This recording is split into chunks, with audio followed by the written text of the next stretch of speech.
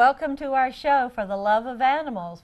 We're coming to you from Paducah, Kentucky. I'm Darlene Pickford. And I'm Greg Bauer, and our two little friends, Angie and Wicket, have taken the afternoon off. Oh, that's right. So they're watching it from home. Oh, yes. Okay. Absolutely. Anyway, Darlene, tell us about some upcoming shows before we get to this great show, Okay, Greg. well, I'm just ready to go for this one. I know you are, I know. Well, we're going to do a show on got our Christmas show coming up, and also one on cat habitats in McCracken County. Yes, and we're proud that those efforts are here in our home county. Exactly. Well, Greg, we've got a great show for our viewers. Okay. All you animal lovers and bird lovers, just gather around and get paper and pencil, because we have some great information for you. The Bird Doc is here, Greg.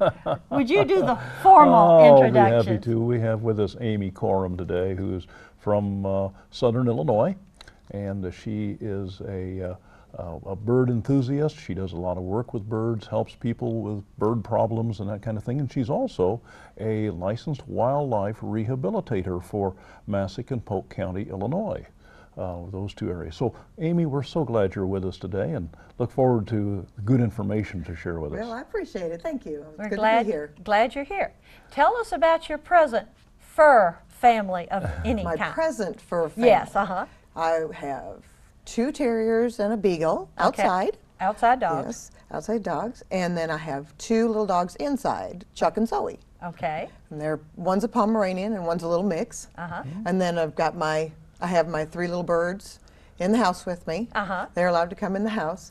So that's other than the other basic farm animals. You know, I have your chickens and your goats and outdoor cats. Yeah, outdoor cats. Several of those. So you have your own zoo, in other words. Yeah, pretty much. Yeah, everything from small mice all the way up to deer. Wow. So yeah, it's quite a stretch. Well, and you brought one of your little friends with you today. I did. I brought Xena with me today. Okay, well, and we're going to hear a little bit more about Xena in a few minutes. Before we get started, how did you get involved with learning and caring and, you know, the things you know about birds? How did you get involved with that interest? Well, I always had the interest. My mom groomed dogs for a very long time when I was a kid, and we always had a dog. And when I came down here and I met my husband was a cat person. So we hit it off real well. Yeah, we hit it off very well. And then we had gotten some finches. And it just kind of started from there. I got those little finches, and before I knew it, I had a lot of little finches. And I just worked my way up, and then I got a job at one of the pet stores. And I worked there for several years, and it just kind of grew. It just grows and grows. Yeah, it just grows and grows. When I left, I left for a job that was not animal related. And so everybody, you know, was kind of like, oh, they followed you. Yeah, they're like, how are we going to get our birds done? Who's going to clip the wings? You know, because I'd kind of built some trust with them, and so I just said, oh yeah, don't worry about it, just call me. Yeah. And before I knew it, I was out every single week. Okay. And I'm just tickled because, you know, there's not much information out there. No. So it's really hard to find somebody to run questions by. Yeah. And you are also a licensed wildlife rehabilitator. Yes. Did that just kind of evolve, or? Yeah, it did. I was trying to think. I think we started with 1 buck. 1 year. Somebody brought him to us. There was something wrong. And we raised him out, and I was hooked. Oh. I was hooked. And I do anything that's on a formula, you know. I don't do really much by the raptors, you know, owls, hawks. I don't do that.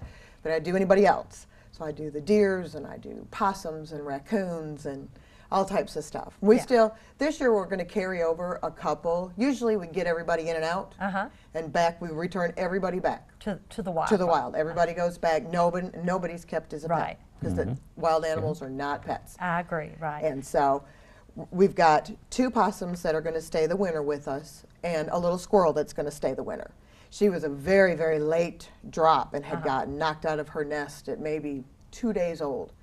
We weren't even sure that we were going to be able to raise her out. But I'll tell you what, she sat right up there and just ate with the best of them. And I thought, boy, if she, I thought, well, if she's going to do it, so am I. As long as she eats, I'm going to keep bringing it. And she is just adorable. But it won't be long. Hormones will kick in. And right. She'll be a squirrel. I got you. Well, let's, as Greg is so anxious, let's return now to birds. You brought with us, this is Xena, right? Yes. Okay, do you think that we can see Xena? We can see Would you Xena. Introduce Xena to us? I sure would. Xena is about a 20-year-old plum-headed parakeet, is what he's called. Uh-huh. Come here, Bobbins. Come on. Come on, say hi. He's like, no way. I know. Xena bird, stop. There she. All right. Oh. Goodness, what are you doing? Got the big lean. Beautiful. That's our boy right there. Oh, There's our boy. you are. Now it's a he, right? Yep, it's a boy. He's a male. You are so handsome. Yep. And he makes like a tee-heeing sound. Uh-huh. It's a very high-pitched sound. He is the smallest bird in our flock. Oh. When something goes wrong, you will not ignore him. You will not. He is louder than anybody in the place. And I have an African gray, and he's way louder. Uh-huh. This little guy just screams out the red alert, man. He's a good boy, though. Yep, he's been in our family since he was probably 10 weeks old. My heavens. Wow. So you've raised from. Oh, yeah. I raised him from 10 weeks. I raised my Quaker from about 4 weeks old. Now you said this one is 20 years old. Yep. And do you have any idea how long a parakeet of this type might live? Yeah, it's between 10 and 25. Wow. Generally, breeding is what shortens their lifespan. Shortens their life. Breeding is real hard on them. Yeah. Now I've never seen one that has that plum color on the head. Yeah. Now there's another one called a slate head. Uh-huh. And he's real close. Don't be doing that. I know what that means. That means I'm flying. Oh, it does it? Yeah, that bob of that head. Yeah. What did I say? We were talking. About the, I think we're talking about the age. I was just watching him. Oh, yeah, I know. He's crazy. Tell us some more. Now, when he was bobbing his head like that, that kind of meant he was leaving. Yeah. Okay. Do I let him go or do I go get him? Good question. We'll do whatever you like.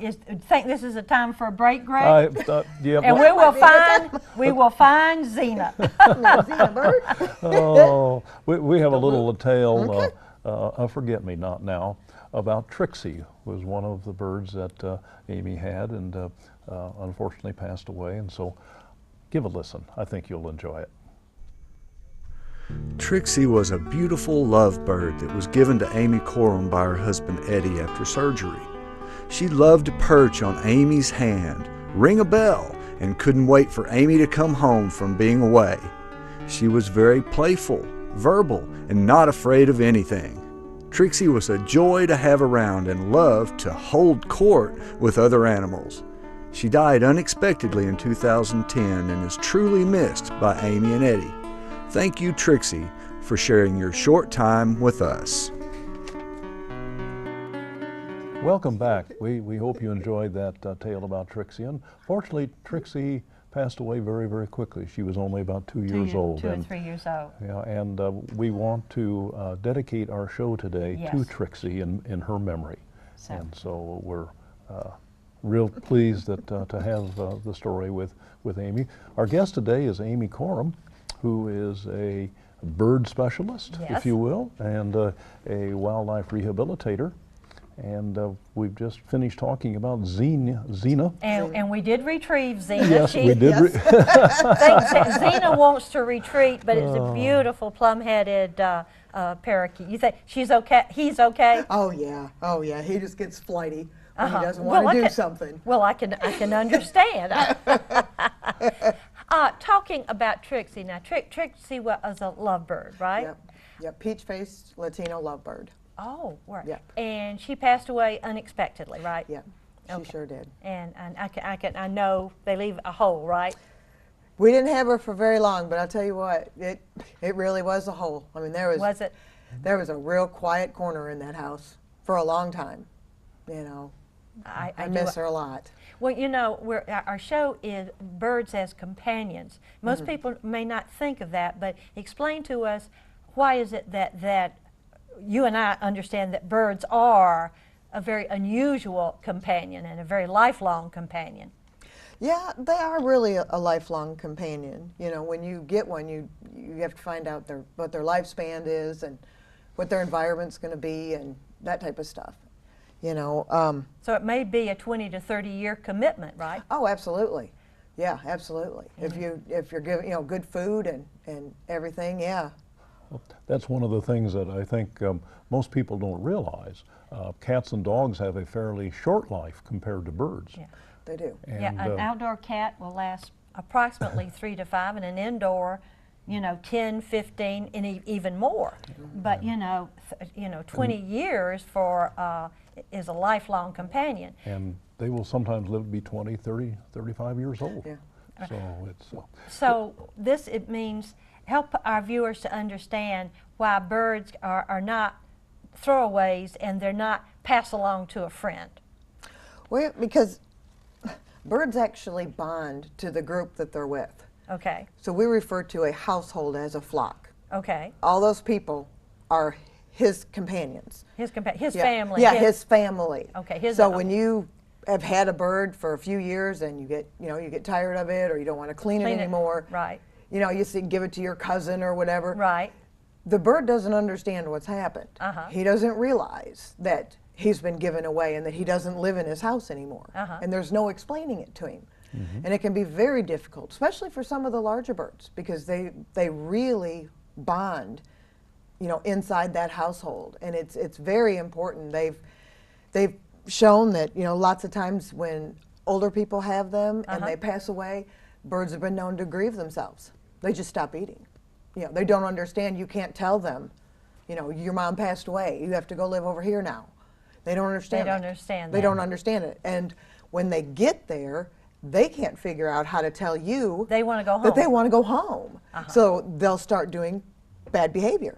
They'll start yelling. They'll start biting, doing things to see if they can get you to take them home. And a lot of people don't understand that. Yeah, they don't realize that, and they just think, the bird just screams all the time. And it's a problem, so we'll pass it along. Yeah, and it's like, well, for one thing, you guys, it's a bird. Okay, it's gonna scream. If you wanted it to bark, you should have got a dog. And yelling is a natural part of birds. That's how they communicate where they're gonna sleep. That's how they communicate where they're at in the flock. That's how they find people. And it's very normal for them to have what I call a party time, twice a day. Mid-morning, they want to party and talk and whistle and climb all over the cage. Then they want to nap. Whole place goes quiet, and then usually just a little bit before sundown, it starts up again. And that's really that's nature to them. To tell everybody, hey, I'm sleeping over here. This is my stick. That's really important, because that includes, you know what I'm saying? It includes everybody in the flock. Okay. Everyone is important. Okay. Well, now, when you talk about having a bird like this, what kind of food do you give them, and how do you care for the birds? What sort of things do you need to be aware of? Yeah, I was going to say, now everybody has different types of stuff, being what kind of bird they are. Okay. Most birds, I like them to be on a pellet of some sort. Okay, that's what you buy. Yeah, it's a pellet. It usually looks like colored cat food. But I have found with Xena that even though he's not classified as what's a soft bill, he has a great deal of difficulty eating the pellets. Okay. And he's a real dunker. And you run that pellet over there and dunk it, it just crumbles in his little hand. And he just looks pitiful. So I kind of mix him.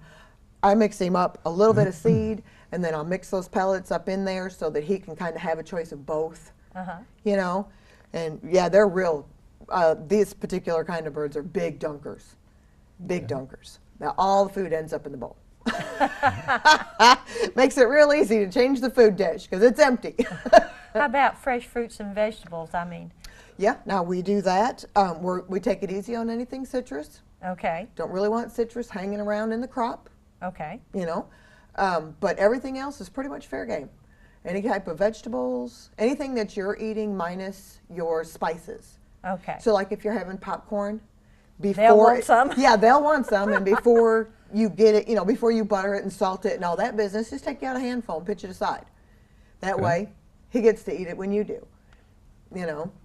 And how often would you feed a bird? Once a day, twice a day, as needed? What? As needed, really.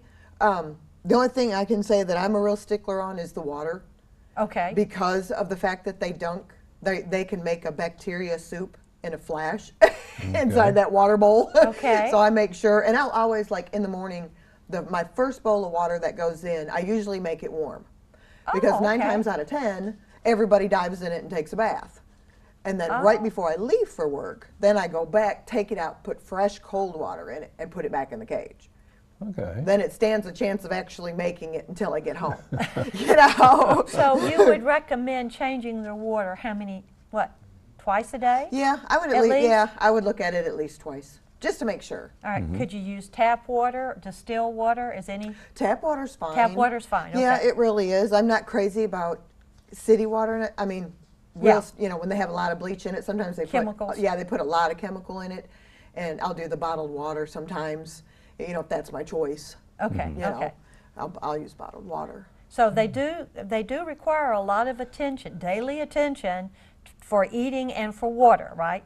Yeah, and really, It's not like I can leave food for 3 days for the no, animal. You can't do that. that will not work. Okay. They will run out of food. Yep. No, you can't do that. But they really, the birds that I picked for our household are really very self-sufficient. They entertain themselves mostly. They allow us to live with them. Okay. You know, they let us watch the TV without too much outburst. But I was very careful in the birds that I picked for our family because I know how hectic our family is, and I didn't want somebody in there that was screaming or was always jumping off the cage or was very needy. You know, some birds are extremely needy and they need to be in your hands. Attention. Attention. Yes. What kind of birds are those? That Cockatoos mostly. okay. They are real love muffins, and they just want to be in your mouth all day long. Just all day long, they want to be right here. Okay. And So if I work, that would not be a no, good. that would not be the bird. Okay. No. For most families, you know, where there's probably children, maybe another pet, and probably everybody works or is gone. Yeah. What kind of bird would you recommend for a household like that? For like a first bird, probably I'd go a lovebird, or Okay. go any type of conure. The smaller breed, the green cheek conures, they're really good. They have a peep more than they have a scream. Okay. You know, and they play. Oh, they're very, very active. Green cheeks are very active. They love their toys. They're perfectly happy inside the cage or outside the cage. There's really not an issue. Generally they don't pick one person to be their buddy. Right. They'll let everybody hold them. So it's real good if you have kids, because Okay. the kids can become part of it, and they can, you know, clean the cage, and they can give them with toys, and it just starts them in, you know, learning some responsibility and understanding, you know, that they've brought this into their home. They've brought a bird into their home, and it's not going to be like a cat or dog. You know what I mean? That bird, you don't think about it because they're just there. You know, they're just sitting in the same corner all the time, and you don't realize that they are watching your whole life. They're watching you. Yeah, they're watching your whole life. They see everything happen to you. When you graduate school, they see it. When you have family get-togethers at Christmas, they see it. I mean, they're just a witness. They're observing. Yeah, they're a witness to your whole life. Huh. And they honestly do take that in. And that becomes part of them. And that's because of their longevity. Yeah, it's because of their longevity. And that's why it is so important that you really pay attention and you get a bird that fits Yes. your environment, fits how your lifestyle is going to be. It's super important because you'll both be miserable. That's a topic I think we want to come back and talk to a little bit, but we want to stop and take a quick break right now. Okay. And hear a happy tale about another one of Amy's family of All birds. right. This is Jason, a 20-year-old Quaker parrot. So I think our viewers will enjoy hearing about Jason. Jason is a 20-year-old Quaker parrot like the one you see here, who lives with Amy and Eddie. He is very smoochy and verbal. He can speak many words and sentences, which is characteristic of this breed of parrots. He was hand-raised and is a great companion. Jason is very thankful that he lives in Illinois because his breed is illegal in Kentucky. Welcome back. We hope you enjoyed that little tale about Jason, and it brought up an interesting question.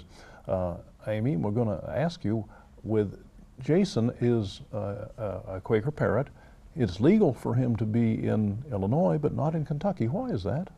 Well, because one of the reasons is the way they build their nests. They have community nests, and they get onto like telephone poles and the wires, and they build these huge condos made out of grass and sticks and all kinds, but they're huge, and they propagate quickly. They have several babies when they have them. If there's plenty of food, everybody makes it, and they can just wipe out a cornfield. I mean, they can just go through there and they just eat everything there is.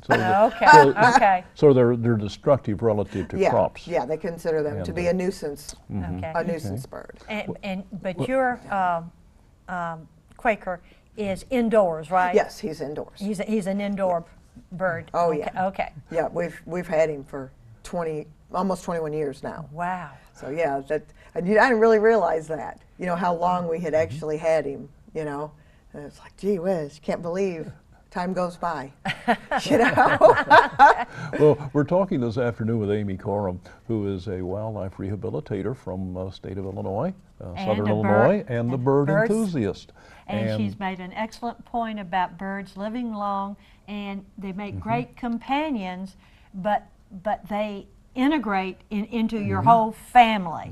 So that you don't want to throw them away or pass them along because they don't do well. They don't do well in the second or third households unless if there's a death. Obviously, they've got to get. Yeah, you have to do something. You have to get a new home.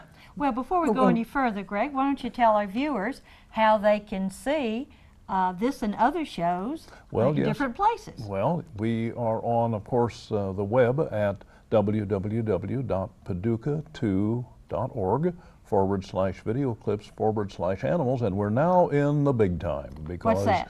You can see us now on YouTube. Oh, wow. if you search for the Love of Animals Paducah, and we're also on Facebook, and on there search for Paducah 2. Yep. And the 2 comes from Channel 2 Channel here. 2, exactly. It's the number 2. At the community college here in Paducah, Kentucky, right? Exactly.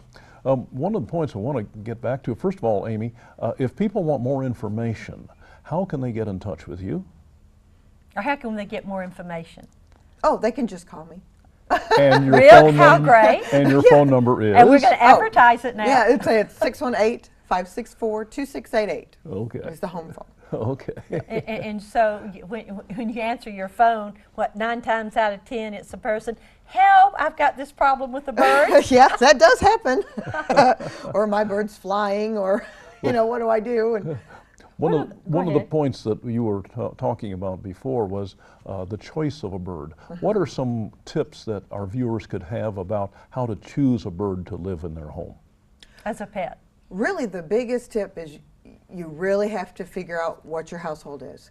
If it's a chaotic household, if you have kids, if you have small animals, if you have other things that you deal with, you need to find a bird that fits that. You need to find a bird that can occupy himself. Now, if you're by yourself, you're retired. Yeah, you're retired. You're at home all the time. Yeah, then you find birds that are more needy. The cockatoos, they're a needy little fella, and that type of thing. You've got 3 kids and 2 dogs and a husband. Now's not the time to get a macaw. It's a bad idea. Because, a macaw, if you do your reading, you'll find out macaws are 2-year-olds forever. For like 75 years, you have a 2-year-old. 2-year-old. And that is very difficult. You know what I'm saying? That's very difficult. And their housing, you have to think about that. Do you actually have room for a walk-in closet in the living room? Because that's the cage he needs. Oh, really? Yeah, you're not going to be putting him in some tiny little cage you can set on the counter. Oh, I never thought of that. Yeah, and you have to think of the mess factor. Yes. Is that something that, that's something you have to deal with, is the mess, period. No matter what kind of bird it is, big, small, or indifferent. So a person really needs to do their homework Yeah, you do. and not just pick a bird. Well, that's a beautiful bird. pretty I'd bird, love I'll to have take it them, yes. home. Really, the Yeah. train of thought that I don't like to hear is, oh, well, I want a bird that talks. Okay. Because he may or may not talk. Just because you got an African gray doesn't necessarily mean he can talk. Oh, really? Even though they have the potential for a very high vocabulary. But they don't always talk. You have to pick a bird because you love that breed. You love who they are and how they are. Because you have to accept certain pieces of what I call bad behavior. What they are. Yeah, they have these little bits of bad behavior, and you have Like to. what? What do you? Well, like I say, like the mess. Oh yeah, they You know, are. Yeah. They're messy, and that's something that if you're a real neat freak, it's going to crawl all over you. But you have to understand that that's what comes with them. Right. So you okay? So You know, yeah, you have to just understand, that that's part of that, and you have to accept them for that. There's no way to change it. And taking the bird and putting him in the back bedroom and putting a tarp under his cage and plastic and, no, y'all, it's not That's going not to gonna work. work. Behavior modification techniques do not work with birds. No. Now, some of them do. Now, you can work on biting behavior. You can work okay. on their up and down commands. And you can change bad behavior, actually. You can change okay. screaming behavior, can actually be changed. You have to figure out what caused it, where the start of it was. With my African gray, when he first came to us, he had a screaming problem. And he would scream till you could hear him at the mailbox. Oh, word. And I'll tell you what, we really went through it. And I had to be very consistent with him. And now we don't do that anymore. We found out that what was actually upsetting him was the preparation to make food. Oh, really? Opening of the cupboards. That type of thing, where you're getting your bowls The and noise, right. Yeah, and I started noticing as we were getting out our pans and our plates and doing the table and everything, I look over at Shaka and he's like, inside his cage, just rocking. And I was like, whoa, wait a minute, he is going on overload. Oh. So we really had to, he would start to get crazy and we'd just stop. Well, And it was like, I'll tell you, we're just scratching the surface with so we much good are. information, but unfortunately, time is getting away from us. Oh yes. And so, Amy, we would like to thank you so much. well, thank you, But I first- appreciate it. What one thing do you want our viewers to remember? What one point? Really, that birds are not disposable. Gotcha. Really, love them. Love 'em. Look them in the eye and love them. Gotcha. Well, in closing, Thank you so much for yes, coming. we appreciate all the information Well, you've I gotten appreciate today. y'all. I'm glad to have a forum Right. to talk with people. I really am. Great. Well, And- in closing, I'm Darlene. I'm Greg, and wanting our viewers to remember what we say every time. Give your pet a little extra love today, Today and every day. See you next time. Bye.